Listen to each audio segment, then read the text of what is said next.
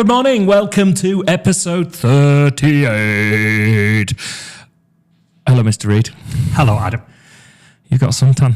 I've got a suntan. Where have you been? Portugal. Portugal? Who let you have a holiday? Was it that Michelle? Nobody. Was it that Michelle? I'm putting my phone over here while I remember right, because I've got a notepad here. Yeah, you went to Portugal. Switched off completely. Did you? Yeah. No, I didn't. No, I did.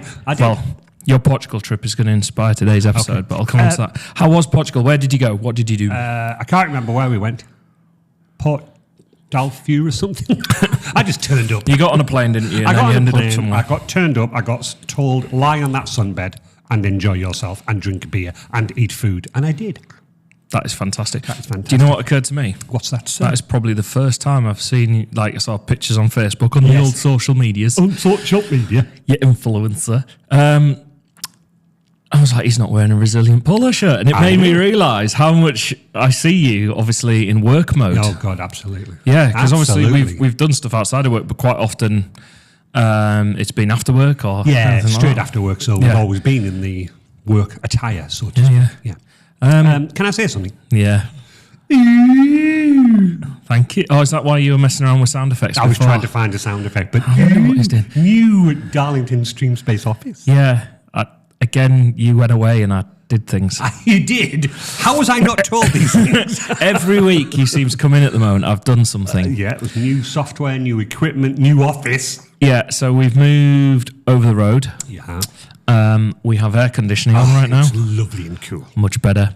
And yeah, this is the first podcast we filmed in here. The first. The first. No, We've gone 38.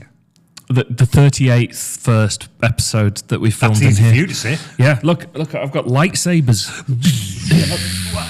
Oh, don't. Does it actually do the sound? No, you have to do that bit, but you can change the colours of the lights. Put it to white like a proper lightsaber. There we go. There you go, there's white. Ooh, Evil. Darth Sith. Yeah, exactly. exactly. Evil lightsaber. Green lightsaber. So yeah.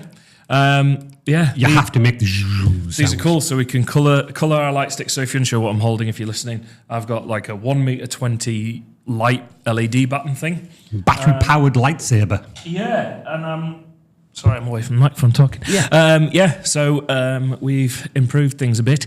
Obviously, we've got the air conditioning because it was getting rather warm, especially with Warm. a number of bodies in. Yeah, certainly. There's a lot of hot air in podcasts, isn't there? No comment. No comment. Yeah, If that was aimed at me. no comment. And also, look. Oh yeah, Well, look. people can't see, but I'm drinking, a Darlington Stream Space coffee mug. Absolutely. Lovely. Thank I you, still cheers. need to iron the tablecloth though. I was glossing over that. Sorry, I was ironing over that. Creasing over that. Also, look under your chair. What's under your chair? It's a rug. You got a rug. I've got a rug. You got a rug. We've got a backdrop. We've got a black backdrop behind us at the moment. Like we can turn all the lights on and have it light and airy. You're going to go green? That's going to be a temporary. So what have you noticed? We've got a bit of separation between Absolutely. us and the curtain. So if we needed to put a green, we could put a green backdrop in there. Can we next week or the week after or the week after or the week after that? Green screen and then lightsabers. That's not what I was going to say. Oh. But yeah, so I've lined up Rob. Potentially it was going to be lined up this morning. I'd already prepared my episode and I thought, I should invite Rob on, see if he's course. around. Yeah. Who knows a huge amount about Bitcoin. Yes. And we've been doing that. But obviously he's actually in Australia right now. So it kind of falls at the wrong time of day. yeah. So we're going to look to potentially get him on next week. I need to check calendars. Look, potentially next week or the week after. But we could maybe try sticking his face on the green screen. We won't be able to see No, anything. no. But the YouTube people. But that would be fantastic, wouldn't Yeah, so I want to You've try. really upped your game, my friend. I'm trying to. It's Yeah. hard when you're doing loads of other work as well. Oh, gosh, tell me You know, about it. so, but it's important. So, Yeah. really happy with the initial thing. Also, in that corner, do you remember we had like the two sets? Yes, I remember that So now. in that corner over there, Yeah. we've actually got the bookcases set up, and we realised that because the production desk is over there, Jess is behind the desk today. Hello, Jess. Hello, Andy's waving. That's silent. I also biffed the microphone. Because we've got the production desk, we've got a bit more room and it's a bit wider. Yeah. So what we can do is spin everything round. Oh, my goodness me. Yeah. Yeah. And I've got 2 more XLR cables that I'm going to run Yeah. to that corner. That corner. And guess what? Guess what? Turn everything around, we've got 2 sets. Oh, And do you it's know a what? seating area if we've got guests in, because we were finding we're having quite a lot of people coming in. And yeah, I've noticed you've got additional chairs there as well. Again, Yep. We could have a mini speed pod. We could. Because we'd like guest number 1. Well, if you Guest had number 2. we could take 4 cameras on there. Imagine having 2 on here and 2 on there. You could have it all at the same time. Absolutely. No, Kicking you're over really, to there. So, really up your game. Well done, my friend. Well done. yeah, thank you. So, yeah, got to kind of show everyone else. There's one podcaster seen it so far. They really liked it. But yeah, all for the right reasons. All for the reasons. Right. Anyway, did you bring my Snickers? What did I say yesterday? I'll choose a topic. Yes, and I went, no, I'll have a Snickers, please. And I was like, you're showing your age, Mr. Reed. Sadly. But I do know what a topic is as well. Very good. There we go. Right. I said... You've brought electronic. You've upped your game. I have. I usually bring paper. You've brought an electronic device. I have. Can you pad while I go and grab something off the shelves? Comment on my preparation. Yes, exactly. So normally, listeners, I bring pieces of paper and have a topic written down. Adam's excelled himself by using his iPad and actually brought an electronic version of his notes, although I don't get a version of it. Therefore... Oh, you know, what have I plunked on the table in front of You have plonked 2 very, very nice but old camera pieces of equipment. I've managed to separate a chair leg off my chair. Oh my goodness me! How was much a are new you one. doing today? Oh, look at that! That's a 3-legged race that you're not going to win. Did you know all those chairs we said we had? Yeah, you've we're one down already because he's broken one. So you've just set up the very first podcast in this brand new, and you're already wrecking it, and you've broken that with some severity. Real?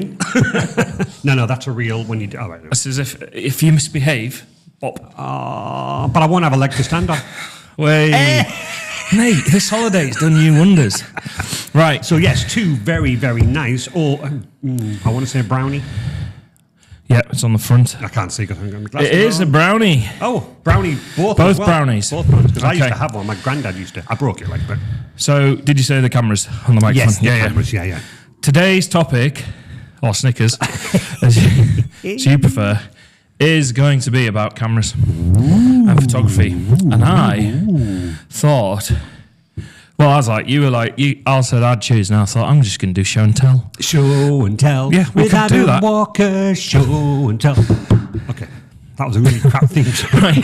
So, what I wanted to do, well, I've been really interested, because you went through the history of computing, I did. and I loved it. Thank you very kindly. It was quite exciting, wasn't it? In truth, it's not something you just sit there and go, I'm going to look this up. Like, unless you were doing something like this. Yeah. But I thought, you know what, that episode was really good. And I thought we could take a break from the business chat today. Well done. Because we've had guests, and it's been awesome. Yeah. Andy, Liz, we've had the business club, we've been doing loads. Darlington Air. But today, I want to take a break and go to the journey of photography. We do that young ones thing. Yeah, that one. Oh, the young ones. Showing your age again. Yes, sorry. Right. What do Photography, you know about the history of photography? The only thing that I would say that I know is that way back then, when I'm watching all of my lovely old comedies that I used to take, is the big flash thing. You know, like they got to raise it. Yep. And then they got a big Yep. flash thing. Then they got to put it back down again. Yep. All done everything done manually with a person with a black cloth. Yep. You know that, and it was etched on something. This with is good. Black and white only, mirror reflected only. Oh, this is upside good. down. This is thing. good. Right, we Yes. can delve into this. Okay, then. so that's what I know. Right. So the first camera, I've got a little picture here. I've included pictures. See, the advantage of how doing it on my weird. iPad is I could. I need my glasses Right. for this. So one. there is a picture, Glasses, people. which I'm going to share for the video, by the way. So you see how there's a box Yes. it looks a couple of foot long. It's a illustration with like a lens, as we'd know, and then a little lid to look into, and there's like a surface I was there. right, it's flipped. Yeah. So The lens flips it. interestingly, the precursor to the photographic camera was a natural optical phenomenon That's that easy for you to translates say. from the Latin dark room, okay, Oh. which is camera obscura. Do you know there's a camera obscura in Edinburgh? No, what's that? I can't remember. It's been ages, but it's all about that. You can go to it in Edinburgh, and it's while you're looking at that, I'll Google it. I've been once, and James. And, so I'll give you a couple of facts while you're having a look at that. So basically, it projects just like you'd expect. It's like a box with a surface, and what it does is it brings through an inverted image, flip left to right and upside down, because that's how cameras actually work through lenses, to a upside down of a scene to the other side of a screen or wall through a small aperture or surface opposite the opening. So it dates back to around the 1500s. That's wow. Lenses were used in openings of walls, which sounds a bit odd. Opening walls are closed window shutters in dark rooms to project images aiding drawing. Ooh. So what you'd do is you'd project onto the wall or a surface, and they would basically trace out the image. Wow. That is the precursor to the camera. That is amazing. What have you pulled up here? This looks amazing. It's very long, but basically the camera obscura, I'll read it very quickly. Maria Short arrived in Edinburgh from the West Indies in 1827, claiming to be the daughter of Thomas Short. This caused quite a scandal. The scientific instrument maker had died almost 40 years before. Maria's claim, though never proven, made her the rightful owner of Thomas's masterpiece, the Great Telescope. Wow. And then basically the camera obscura, if you look at their website, which is actually very nice, it really is just a whole 360 view, and they have lots and lots of fun with interactive cameras and observations and optical illusions. There we go. If you're in Edinburgh I've and you're interested. years and years and years ago, and it was very, very good. You also were in Edinburgh a few weeks ago. So look at you travelling the world. So, basically dating back to 1550. Wow. Yeah. So I was like, That's even earlier than was it earlier than my computer? Well, we are doing fact top trumps. So they'd use it to do it. And then what happened is by the late 17th century, portable camera obscura devices in tense boxes had come into use as drawing tools. So the first camera was essentially for tracing. Tracing, that's what I was about to say. Yeah, projects that's really clever. An image onto something. Yeah. And I'm like, first of all, and this is what got me with the technology, is how do you just go, I know what I'm going to do. I'm going to make a lens with a small aperture, and it'll just project something on. You'd have to just be messing around to figure that out. It's one of those things, though, isn't it? If you think about it, there'll be somewhere, and somehow somebody will have been sat with a window with a stained piece of glass or something, and it'll have projected with the sun, and he would have just gone, ooh. I see the outside. I see the outside. Over there. And then that would have just triggered his whole mind. There you go. I knew you'd unpick it. I knew if I fed you this, you'd help me unpick it, because I was looking at it going, how on earth? Yeah. So there's another one, which is, it's spelled IBN. Ibn. Ironic. Ibn al-Haytham, 1965 to 1040 AD. An Arab physicist. So physicists. Imagine a physicist back then, also known as Alhazen, made significant contributions to the understanding of the camera obscura. Conducting experiments with light in a darkened room, small opening, he's often credited with the invention of the pinhole camera. There we go. So, I remember doing one of them as a kid in school. Yeah. But obviously it wasn't just like snap your finger, there you go. But obviously there's been a lot of playing and experimenting. And he was first to understand the relationship between focal point and the pinhole, was the pioneer of early after-image experiments. Because wasn't so much a physicist as he must have been an early magician. Yeah, and obviously I am taking these facts to the internet, so hopefully I've got a valuable source, but if it is incorrect, please let me know. That's funny enough. That's one of the problems with the internet. You can read something and then read something else completely contradicting what you've just read. You've got to always take. Well, I went right down the rabbit hole with this. Yeah, I can imagine. My kids were going, "Daddy," and I'm like, "Shush! I'm trying to unpick history here." Exactly. Go back to sleep. Yeah. So it was that. But then what gets interesting is a Swedish chemist. So again, yes, scientist. Yeah. But Swedish chemist showed in 1777. That, and this is what you're looking for, silver chloride was especially susceptible to darkening from light exposure. That's what I was after. Yeah, silver. So the plates were like silver. Once darkened, it becomes insoluble in ammonia solution. The first person to use chemistry to create images was Thomas Wedgwood. Right. Yeah. Created images of Wedgwood-placed items such as leaves, insect wings, ceramic pots, silver nitrate exposed out to the light. These images weren't permanent. No, So that was the challenge. So then they could make an image, but it but faded. it would start fading Yeah. over time. So ultimately, he failed at his process of doing that, but he was partially, like getting it to stay, he was partially successful with the photograph. And I think, if this data is correct, using a very small camera of his own with a piece of paper coated with silver chloride, he managed to create the first permanent photograph. Oh, sorry, the first permanent photograph was Joseph Nicephore de Piece. I don't know, these words are really hard. 1826, and there's a copy of that, allegedly, the first photograph that's Oh my still goodness remaining me. today. Oh my goodness me! Yeah, so it's a black and white image, Yeah. obviously. I wouldn't say it's got the highest resolution and detail, which I think we can forgive. 640 by 480 at least. Yeah. But I thought, wow, so the first, image, kept image, 1826, using a sliding box camera made by Charles and Vincent Chevalier in Paris. It's just incredible, isn't it? Yeah, and they'd been experimenting with the camera obscura before that, and then succeeded in creating an image basically from his window, and he called the process heliography. It was made using an 8-hour exposure. That's almost a day. Yeah, so for those that don't know, cameras basically, when you click that everyone knows the camera for, that's like your exposure time. So if it goes click, that's could be a fraction of a second, it could be a second. If you press the button, the shutter opens, and then 10 seconds later it goes click.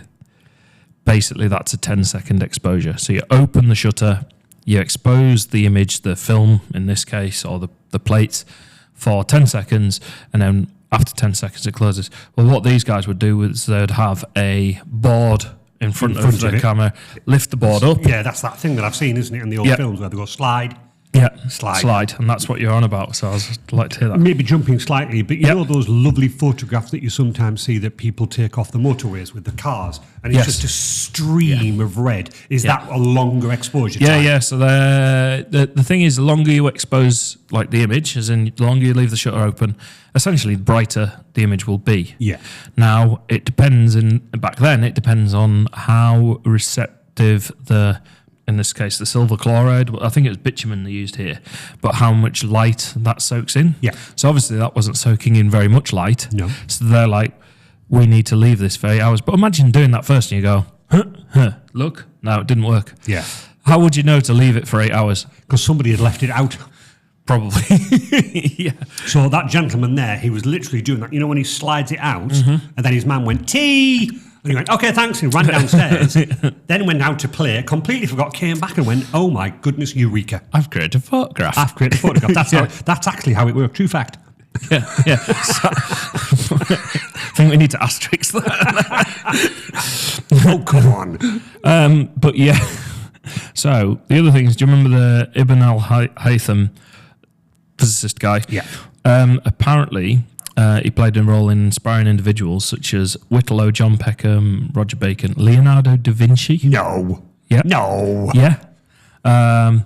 Johannes Kepler and René Descartes. I'm terrible with the names. This is going to be... Anyway. Isn't it amazing how it filters Yeah, so down? obviously people were aware of this and it was going, but they were struggling to make a solid image.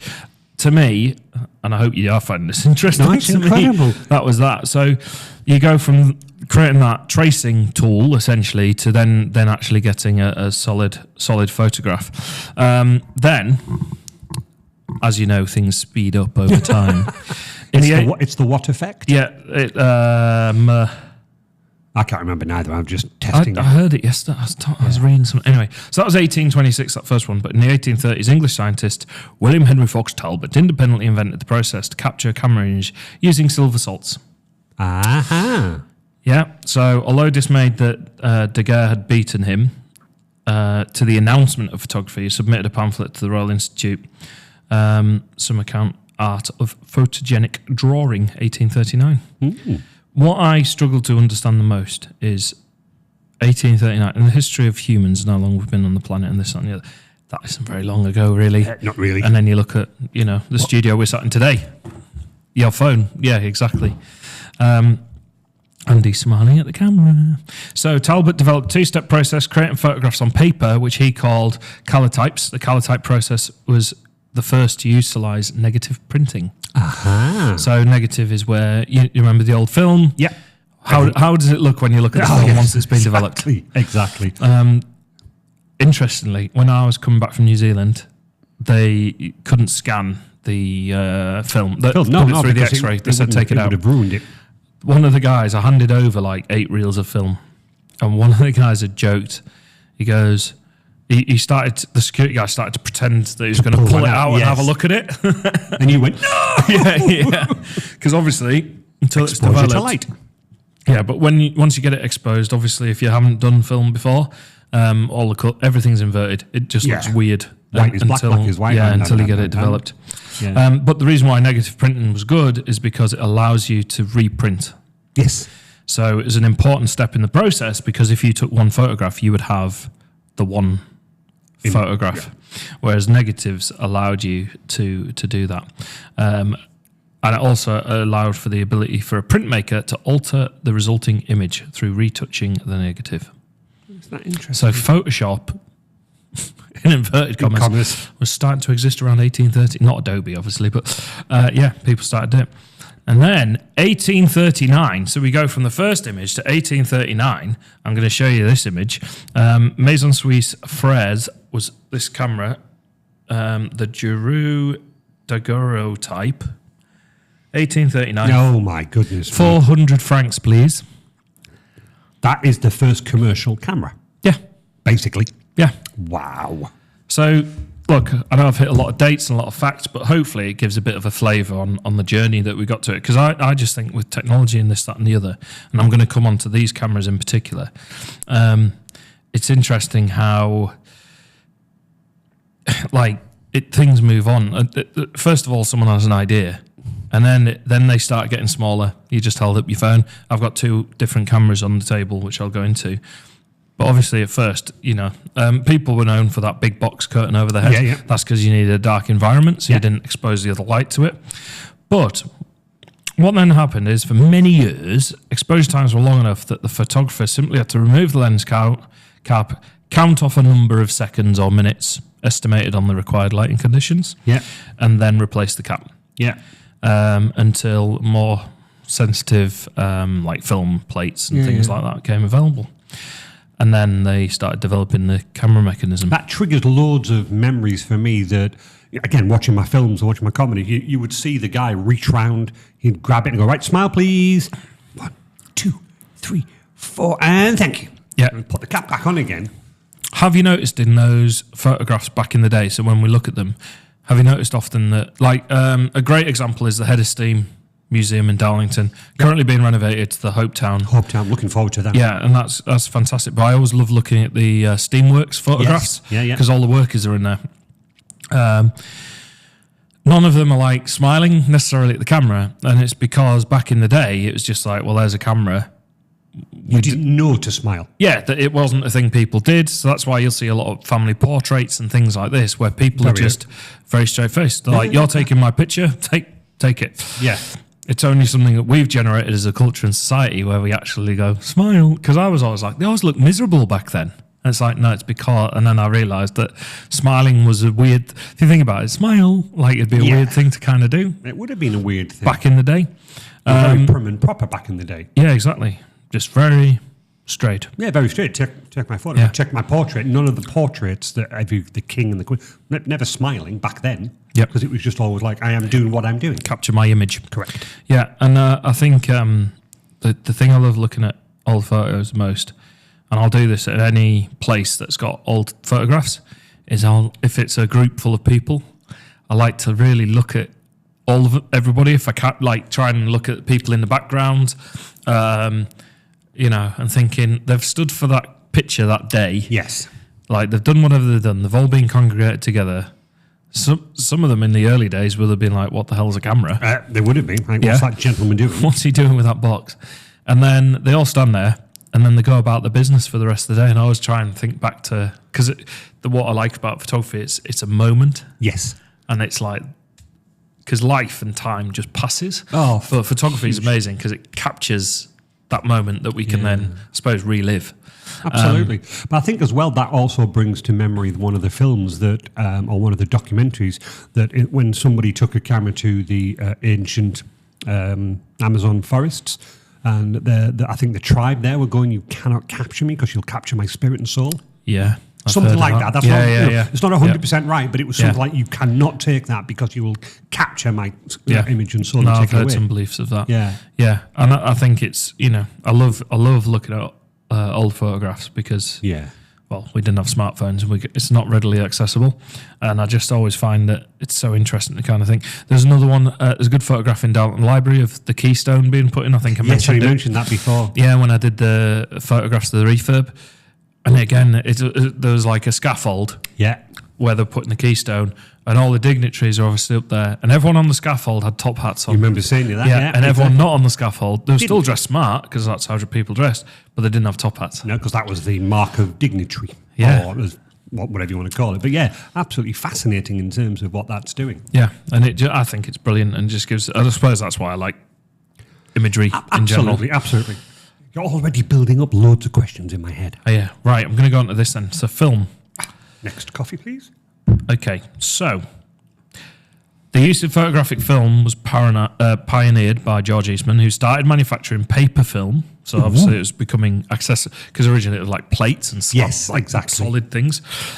Before switching to celluloid. Do you know what that is? Celluloid? I don't know. I'm going to know this, to be honest. 1889. His first camera, called the Kodak. Developed by Mr. Kodak. Right, so we have two Kodaks on the table, We have. and I might talk about these now, shall I? Yeah, why not? They are. So amazing. this is the both Kodak brownies. I'm going to hold one up. one up to that camera. So that's like the more, I think it's 60s, 70s. Right. And then this one, I think I did manage to trace. It's hard to get the exact date, but I think 1910-ish, Gosh. potentially. And it's in great nick. Yeah, but already look at the difference in size from that to the original black box that you showed. Yeah, exactly. And this is a miniature version of, do you know the guy with the Yes. curtain over their head? Yeah. So if I start on the older one, Yeah. I've got a couple of these at home actually. The shutter's on the side here.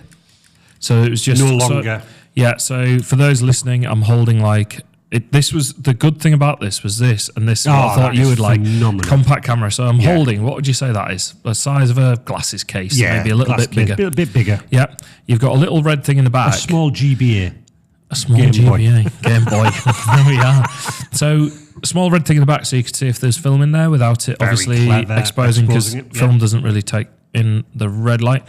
And then what you had is this was so you could carry it around. So originally there were huge Oh, I can boxes. imagine with massive tripods and the cloth. Yeah. I remember the film that I saw. The gentleman literally had, and I'm not kidding, it was a huge suitcase, and he unfolded it, and in this film, took out his tripod, took out the cloth, took out the whatever that was, magnesium to go poof. Yeah, the it was like stuff, a yeah. huge thing. Yeah.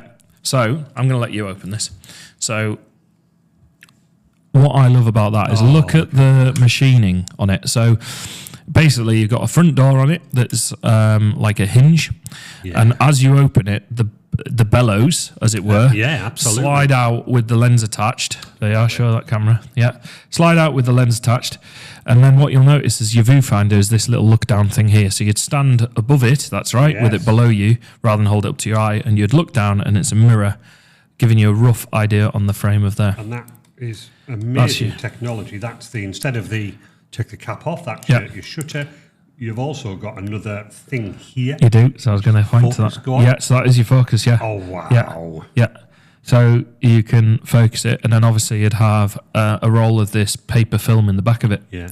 Again, the memories. This film, I can't remember what the film was, but the guy, when he got his tripod out, the family had to stand at a set distance because there was no such thing as focus. Yeah. It was Yeah. like, no, you are standing there. Get 'Cause the anything stick else- out. Get the stick out. And it literally was. He was striding away. It's incredible stuff. So for me, I just love it. And then it's the fact they've even put a little release button here, that little silver disc there.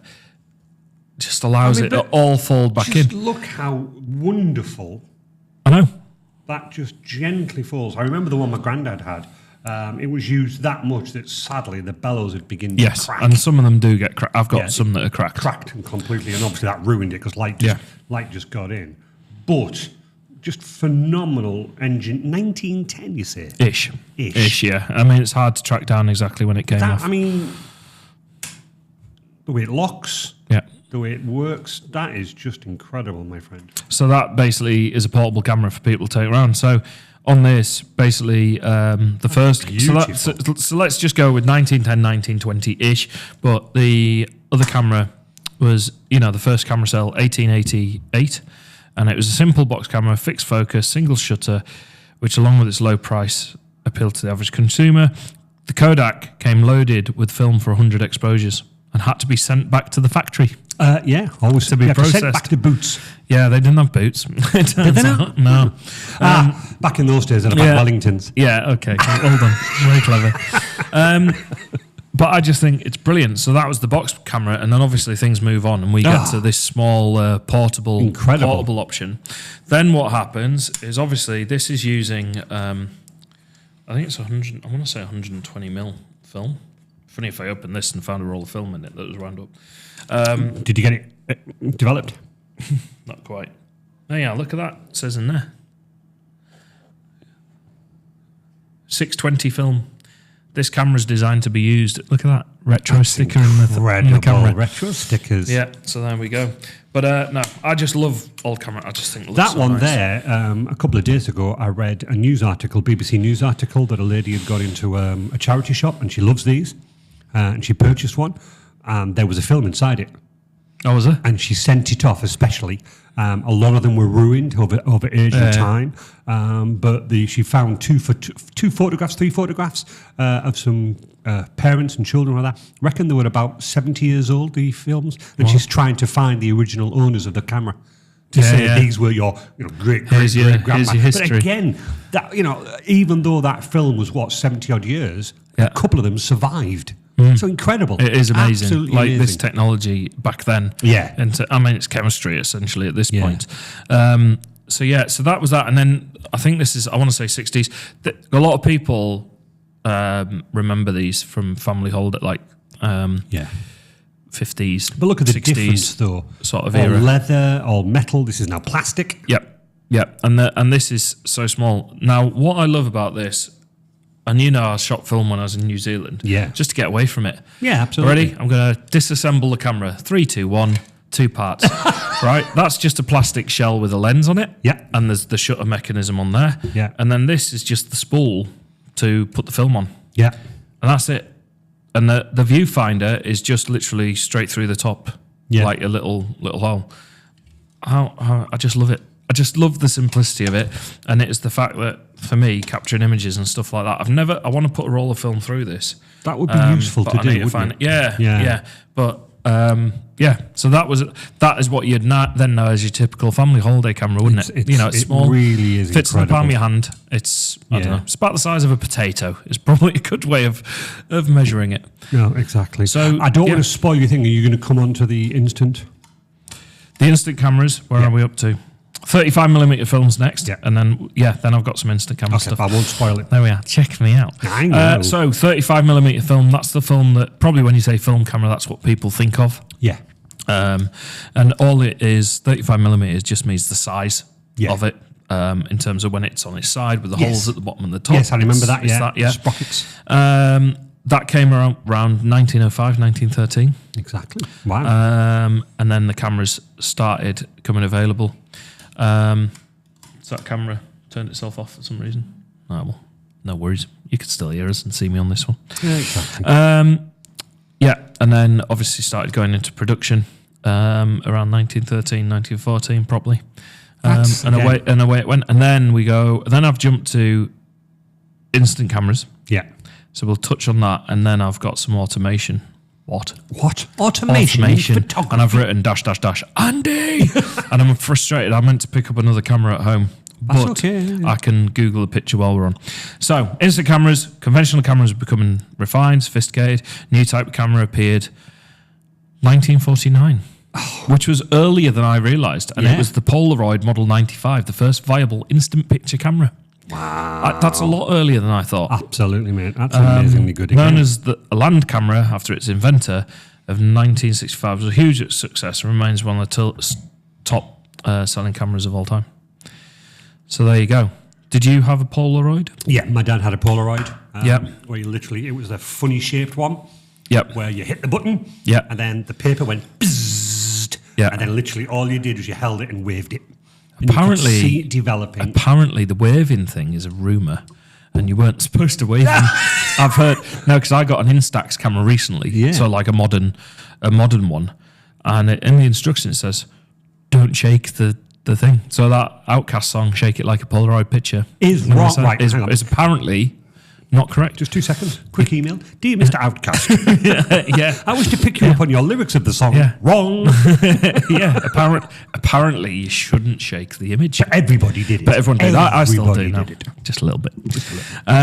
So yeah, I thought that was interesting. Right, automation. Can I just pick up on a small point there? Yeah, go for it. The Polaroid camera, way back, Back in time. when the I was a wee nipper.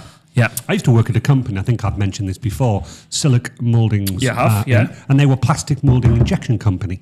And we had the rights, effectively, to this thing here. So the Polaroid camera. Did you? We built and moulded the actual Polaroid camera case. Oh, So we were one of the first people to actually do that, and we had the rights to do it. Kodak were just down the road, or Polaroid or something, Yeah. just down the road. So I remember sat outside the machine that did it.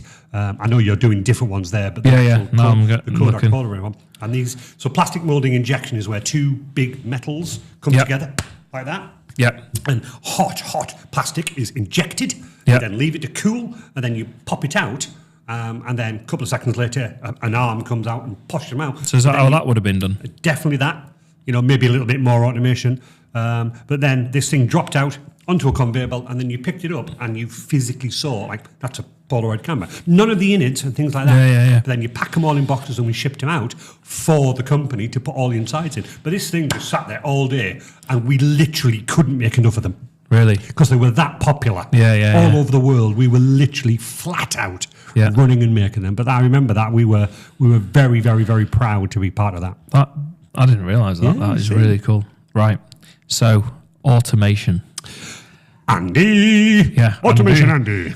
I was like, what? How what? What is like in terms of a camera? So the first camera feature automation, and this comes down to exposure. And then I realised, I was like, I know where this is going, was the selenium light meter. Run that by me again. Right, I've got one. The semolina. I've got what? one. I didn't manage to bring it. I forgot to pick it up on my way out the door. But I have essentially an Olympus Trip 35 camera. It is a massively popular camera. This is a picture of it here. Oh, I remember having Right. one of them, or my dad having one of them. Yeah. So do you see this? It looks. What would you describe that outer bit around the lens? Looks like lots of mini LEDs. It does, doesn't it? Yeah. That is the selenium light meter. So the Olympus Trip camera came with basically like an auto mode. So you've got a ring that sits around the lens, Yeah. and you can either set your shutter speed and your focal point, like what distance. But then you had an auto mode. Now this isn't the first one to have it, but this is an example I've got. And when you put it in auto mode, it uses the selenium light meter to go, how bright is it?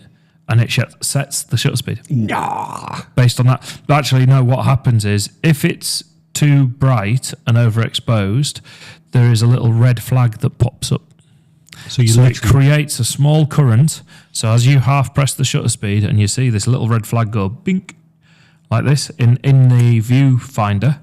I remember that because my dad told me when I'm taking photographs, half press it, check there's no Did red you light. completely forget about that until I just said? Yeah. Literally, I remember because the buttons, I was like, you press it full time. No, half press it. Yeah. Check that there's no red light in the viewfinder, Yeah. and then press again to So take the photograph. and this is what Oh, gets wow. me. So it wasn't a red light. It is literally a little red tab flag. No. Right, that has, if it runs a current, it generates a small electric current, and when you half press it, it makes it connect the current, and if it's too dark, the flag pops up. That's incredible. And I was like, and I've looked inside there's no batteries, it's all manual, it's winding on. But just by doing that, I'm like, how on earth do you come up with that? Somebody come up with that idea. That's very, very. I love that you remember that as well. That is really good. Yeah, so that's why these beat, because I was like, this is very fancy. They made it look very designer. Absolutely absolutely practical. In terms of there was an automation that you didn't even realize was an automation, and it was only when I was reading that I was like, yeah, that makes sense, because it just goes, yep, too much light. Bing. At what Triggers a manual flag to pop up in the little viewfinder. At what point was somebody eating their semolina thinking it could do that? Semolina. What did you call it? Sorry. Yeah, Angel Delight. Oh yeah, that's the one. Or semolina. Yeah, Semolina works. I mean, the trip is great. I've took some images of it. The flag on mine just seems to go up all the time at the moment. But that's an age thing. But I have taken some some shots in. Or basically, I went around, and what's frustrating with film, I'm like trying to go, right, shoot the manual one first, and then put it in auto, and then shoot the auto one. Yes, so then I can see. compare. But you've got to wait until you get the images back to go, and then you're like, which one did I? No, but actually, it takes a really good photograph. I'm so delighted with it. That's amazingly good. Just frustrating that flag isn't quite right, because it just goes up all the time. So we then move on with the automation from the flag, and this is what my granddad's camera's got, which I actually took with me to New Zealand, and it does have a little battery in there for this one. Right. But they then integrated the light meters, and it's like, I'd describe it as it's like a little stick, a little hair thick piece of metal that when you're looking at the thing, it uses a selenium light meter. Press the button, and if there's too much light, in fact, there's a separate button to trigger the light meter. If there's too much light, it points up. Yeah. And if there's too little light, it points down. Yeah. And halfway there is a little line. It says perfect. Yeah. Yeah. And I'm just like, again, amazing, But I have put a little battery in my granddad's one, which I did. Beautiful to take. I can imagine. Even so, little battery, but it's that wind on. Yeah. Clunk click. I've actually double exposed some images, which I want to get print. There's one in particular that I really like, and that means I didn't put the film in quite right. So it was like half winding on. Yes. So I've kind of like destroyed the images in some regard, but it's actually created some really cool photos. Abstract stuff. Right. Okay. Are you ready for this one? Mind blown time. Digital imaging. No. Come on, let's do it. When do you think the first digital image was? When? So think about the journey. We've come through, obviously it's not 1900s. We've come through thinking about what you've done with the technology. I just wondered where you'd pitch it. I don't expect you to get it right, by the way. No idea. 1969. How? Okay, so first semiconductor image sensor was the CCD, invented by William Boyle, George Smith at Bell Labs, 1969, while researching MOS technology, don't know what that stands for, realised electric charge was the analogy of, of the magnetic bubble, and it could be, they lose me here. Yeah, absolutely, It could be stored in a tiny MOS capacitor. As it was fairly straightforward, clearly. A series of MOS capacitors in a row, they connected suitable voltage charge steeped along from one to the next, basically semiconductors, and they could create the first image. I'm like, how on earth? I still go back to your first point, what you said about 20 minutes ago. How did somebody just click and go, oh, I know. Yeah. If I do this to this MOS capacitor, I've now created the first digital. Well, then suck that into the computer and develop an image of what we're seeing. Yeah, no. And then the last point I've jumped on this long and extensive. I hope you like the prep. This is great stuff. But this is fun, this one. Yeah.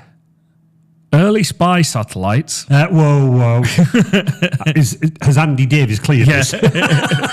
Early spy satellites used extremely complex and expensive method of deorbit and airborne retrieval of film canisters. So, what? This never occurred to me. I understand in the war, they had spy planes. Yeah. Go and take your pictures, come back and develop and do that. But early spy satellites would have, obviously, a roll of film in them. Technology was pushed to skip these steps through use in satellites, developing electronic scanning of film and direct transmission to ground. But at first, they had to go, right, satellite, up you go with your camera, take the pictures, and then be like, we need to get the film back. So there was a spaceman in a spacesuit pulling out the back of the camera. Going, no, I've exposed it to the sun. Yeah. Yeah. Sorry, so Russia. they would literally have to deorbit the satellite, but they couldn't destroy the satellite. No, they couldn't because the film was inside. And they had to recover the film. I'm just like, wow, how cool was that? That's then obviously amazing. they developed a thing where they could scan the film and then transmit it electronically. That's through the Morse capacitor. Clearly. You sound so like you know what you're talking about. The amount of film was still a major limitation, and this was overcome greatly and simplified, pushed the development of the electric image, basically, to use it instead of film. So the first electronic imaging satellite was the KH-11, launched by NRO in the late 1976. That still isn't... To go from... I was about to say, that time span is teeny tiny. Yeah, so what, 7 years? No, Yeah, it's 7 incredible. years. So, and that array, it had a charge coupled device, whatever that means, which is the CCD. Of course. CCD. Resolution of 800 by 800 pixels with 0.64 megapixels. But I'm like 7 years to go from, we could create a digital image to let's stick it in a satellite and send it up there. Again, I'd love it's that whole effect, whatever effect we're talking about, speed and time and just like bang, bang, bang, bang. Yeah. Incredible stuff this is. I have loved this. So obviously, that is very, very I cool. kind of left it there because we kind of know what was more recent. Film cameras galore, this, that, and the other. Then digital cameras. I mean, I remember us having our first digital camera. Yeah. 3 megapixels, I think it was. Yeah. And it obviously took quite a while to go because that was in the 90s. So it took 30 years to really kind of to do that. But I just loved looking through that stuff. That must have been amazing. What's interesting is so many people are now shooting film again. Yes, we've come full circle. Yeah, Yeah. we are. And it's like people playing vinyl records for music and this, that, and the other. I've really enjoyed the process of taking all of my film images. I still can't figure out why we like looking at that. I know there's like a nostalgia thing, and I grew up with film cameras when we're, family holidays and things like that. But I think even so, they have a certain quality to them. The dynamic range that they offer. So what I mean by that is your dark areas, your darkest areas and your lightest areas. Yeah. A digital camera can struggle with that a bit more. Yes. Whereas if you've got film, the chemical process kind of can soak that up. It also can pull the colours through a bit. I think bit differently. I think you've said this before when we were talking about your New Zealand photographs and compare them with your digital photographs. To me, when I was looking at that, the digital photographs are sharper, brighter. They capture the moment. Yeah. But I think the word to use is when I was looking at your photographs that you developed, I would say they looked more authentic. Yeah, I think it's good to get the accurate memory. Yeah. With the digital stuff, like it's an accurate representation of what you're doing. You can create some amazing, and I take digital photos. I still get excited taking that. The film process, though, for me, I'm like doing it, and I'm like, there's a picture with like a bench, a tree, and then Rangitoto volcano in the background. Yeah. And I'm like, I want to frame that. Like, it's almost a bit sort of, I suppose, a bit arty in that regard. But even just, I don't know. There's just a certain quality, and it's so hard to explain. Obviously, as humans, we love photography because we see it all the time. Marketing, huge part of what we do. But even like how we present, looking at things like whether it's a piece of software, there's obviously a huge part to play on there. I'm just going to try and find now some of those film photographs. So I shot 35mm film, which was really interesting. I shot on my granddad's camera, which is a 30 thing, and I've got this here, and you'll see that some of them are just overexposed, or that when it wasn't winding on. So that was one of Warbirds. But I mean, just what was cool is there was so you've got some artifacts in there. I'll just find here we go. So there's the first double exposure image, where it's taken a frame. I've took it one portrait and one landscape, and it stuck the landscape, the portrait over the landscape. But that's quite abstract. It does get very abstract, and it gets quite interesting. But there's one particular in Glenorchy that I like, where it does kind of create it by complete chance. You've kind of messed it up. Basically, I'm trying to find it on here. That's okay. Well, you basically messed the image up, but actually, I'm like, there's a sign saying Glenorchy, and I can't find it on there. It's okay. And it's overlapped the images, and you're but like, it's created. it's actually made a better image of it. Yes, I see what you're saying. So I shot different levels of film in terms of this, that, and the other. So the main camera that I shot on, and I want to look at this. Is it going to show me? I shot on a Kodak Ektar 35 half-frame camera. Now, what that is it's a really cool camera.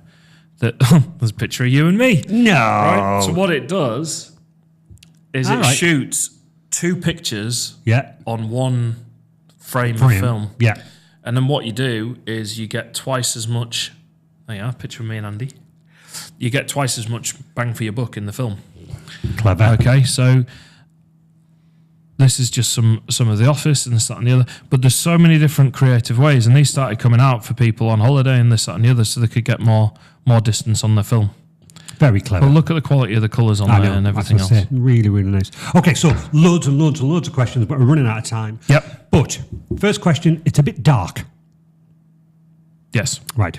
Okay. What I mean by that was is like- no. What I mean by that is that with the advent of the phones and the things like that, a lot of people are going, and I certainly did it when I went to Portugal and Edinburgh. I now no longer need to take my camera. Correct. Okay, because I've got it on my phone. Like I said, I took a digital camera, but I just used my phone. Absolutely. So there's a two-pronged attack on my question here. Do you feel that that is a bad thing? Will the camera industry begin to decline as the phone industry gets better? No. Right. And the reason behind that thinking? Well, it's a good question. I think in terms of the grade of stuff that we're doing, Yeah.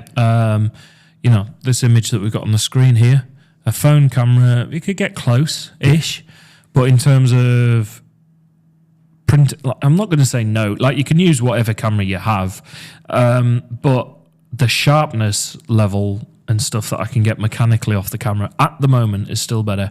In the future, will we do that? I think there's always going to be a space for the cameras. Phone cameras rival DSLR cameras Yeah. to a certain extent in really good light. Yeah, So okay. sunny day, blue skies, I absolutely. suppose with respect, I should have maybe rephrased the question. Go on then. Ignore the business side of things, because I think Yeah. a business person, Yeah. you would never ever replace these with a phone, because me as a customer, resilient, would look and go, to be fair, Adam, I could have done that on Yeah. my phone. However, will the camera industry decline in the residential public? Fair enough. I'd say potentially not, because actually it might get more people into photography because it's more available to them. Right, okay. So, for example, film cameras back in the day, you take your photograph and you can't see it and you got it a week. Everyone loves taking photographs on their Yeah. phone. Now, some people might just stick with the phone camera and go, how can I do it? And they might buy a phone based on the quality of the phone camera. Yes. So I suppose maybe a gap will open Yeah. where it's either a really good, sharp, high data image, Yeah. i.e. with a camera like we've got, because you can Yeah. buy those yourself, Yeah.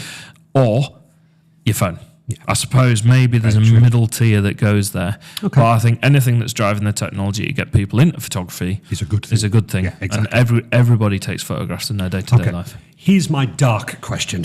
All right. No, this. I read an article the other week that we are basically chewing up the Earth's resources because of cloud disk space. Yep. Everybody is now saving things in the cloud. Mm-hmm. It's driving more and more big companies, the Microsofts, the Amazons, and they are creating data center after data center after data center. Biggest reason? People are storing more photographs, high resolution photographs in the cloud. Yep. So is it a good thing? Yeah. I was reading it going, I take lots and lots of high digital photographs, but am I contributing to this? I am. Yeah. So it was a bit of a dichotomy. Is that the word? Because I was like, should I take less photos? I don't know. Yeah, exactly. I think people are going to take memories. I think the problem is because phone cameras are so available. Yeah. Like, what did I do? I photographed literally a confirmation message on my laptop the other day. Yeah. Because I was like, if I've got it on my phone, I just know it's available to me. Correct. So I did just pull out the camera, got it. I've got the reference number. Yeah. And I just know it's there. Now, I think in general, we probably need to look at how we use data and store data. I think a lot of people, and I've thought this personally. There's a lot of place where people have. It's just not a photo album like back in the day. My mum and dad had photo albums, and they were so good to look through. But we very rarely print it. Now you could say, but if you're printing it all, you're using more resources. True, Obviously, film. I mean, I don't know the exact thing, but it's plasticky. Yeah. So I'm assuming that's not good. But all part and parcel. But I think in terms of coming back to the point of data, yeah, I totally agree. I'm like, where do we go? And the problem is, it's as society grows, it's unlimited in terms of that. But then in terms of that rule, Moore's law. That's the one, isn't it? There we go. Well done. So in theory, in Moore's law, couldn't the data centers half in size because the technology is twice as good? Yeah. There you go. So I don't know, but every time I take a photograph on that camera, it's in RAW, which is the raw image takes all data, 50 megabytes a go. It's huge, isn't it? It's massive. Yeah, but that goes on my server. I edit them. I then bin that. In the raw film. Yeah, that's not necessarily going on cloud stuff. All the stuff on my phone. Yeah. Absolutely. Absolutely. It's interesting, isn't it? Okay. Yeah. Next question. I remember when we were using that camera, the Olympus, whatever like that, every single one of the photographs was looking out at something, scenery or whatever like that. Alternatively, it was always with the family with one person missing because they were behind the camera. That's me. Switch forward now, the world is absolutely fascinated by selfies. True. It's almost, you must take the subject that you are photographing with you in the foreground with a smiley, doing a selfie smile. And the chin. And the chin doing that. As you're trying to get your arm. It's really, really, really strange how we've seemed to have flipped that we ourselves have got to be in the majority of the photographs. I think when I was in Portugal, and if you've seen my photographs, I think I only took one selfie. Yeah. The rest of them was all of my food, of the place, of Michelle. I then gave Michelle the camera to do one of me. Yeah, she took one of you. Yeah. But that's what I'm saying. I don't think I'm dominated by the selfie thing. I do. Obviously, I take a few. Yeah. But it's interesting, isn't it? You're always behind the camera. Yeah. Then that's why shooting the phone. So I'd shoot a phone photograph, and I'll shoot a film photograph. Partly because when we were away, I was like, the film could be broken. Yes, absolutely. Also, it's a different. So the more arty photographs I just reserved for the film. This is my little film project. There is family in there and this, that, and the other.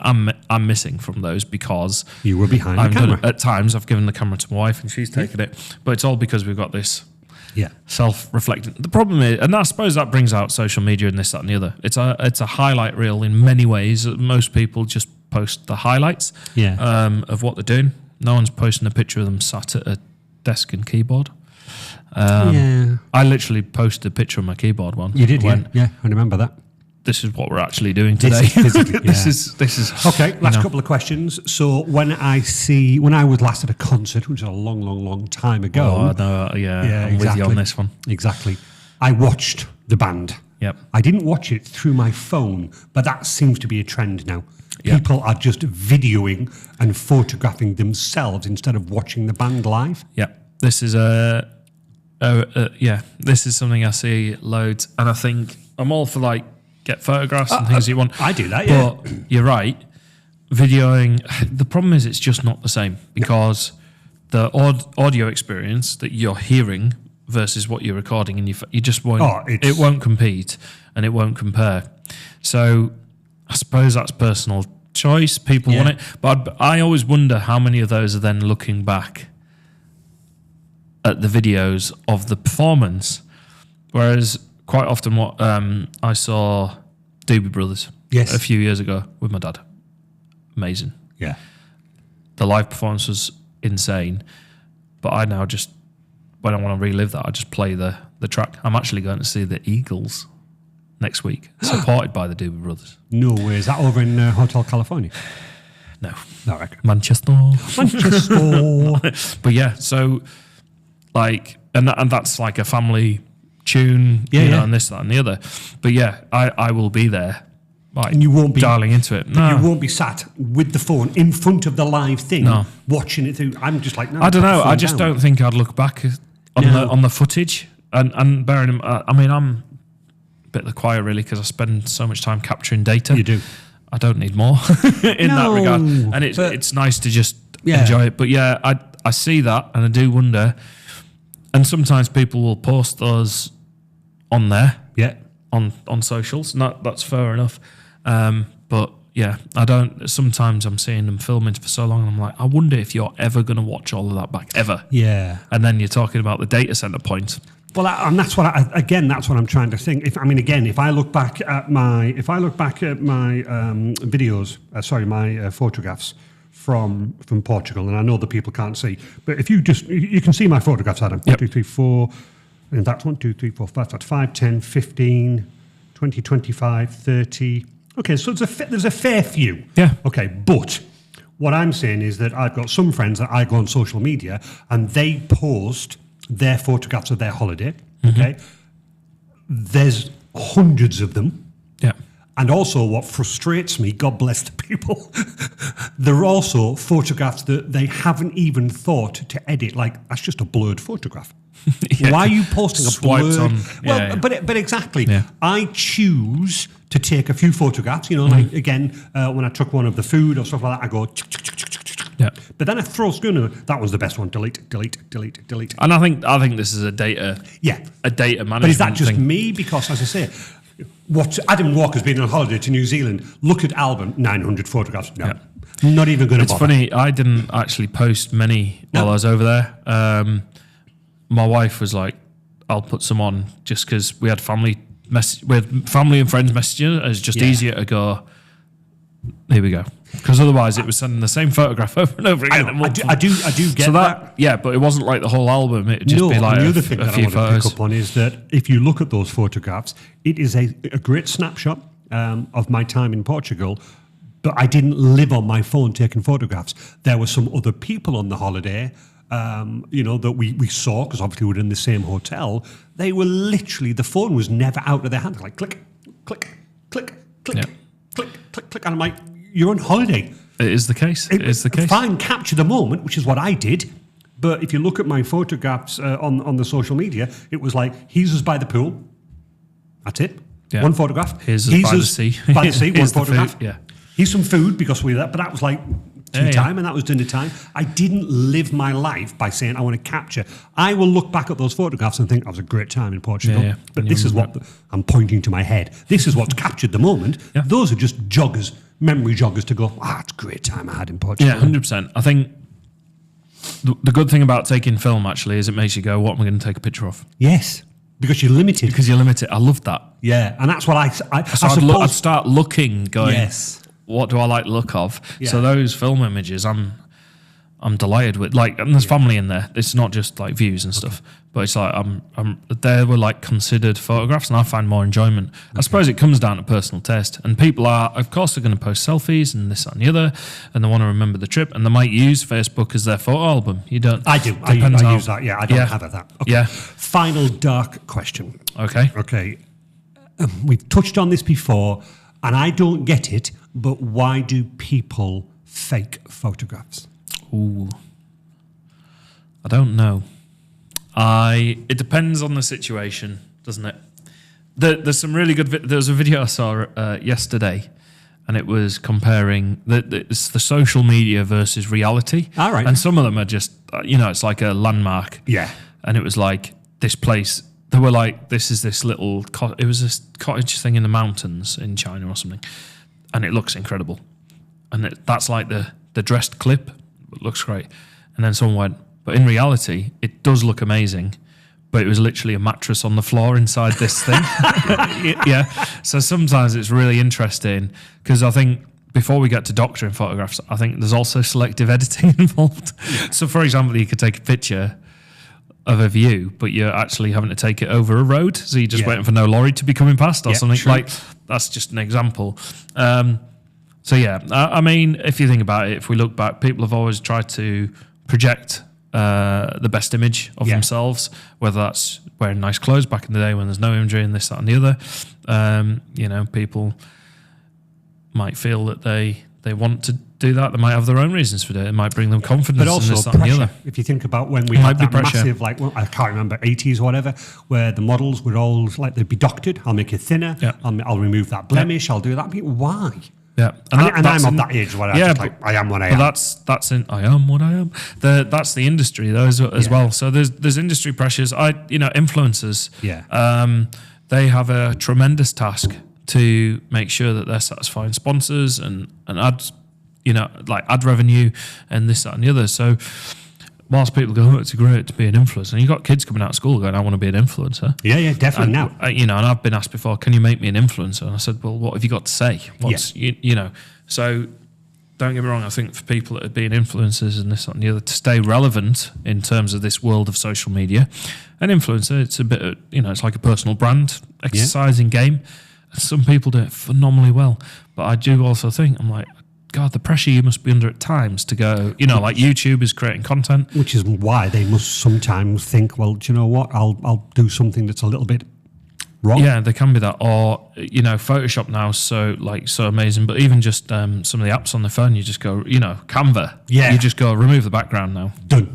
Bang. Put me in the middle of this. And when I set up this never there. business, Photoshop couldn't do that. No. You had to sit there and manually cut the thing out.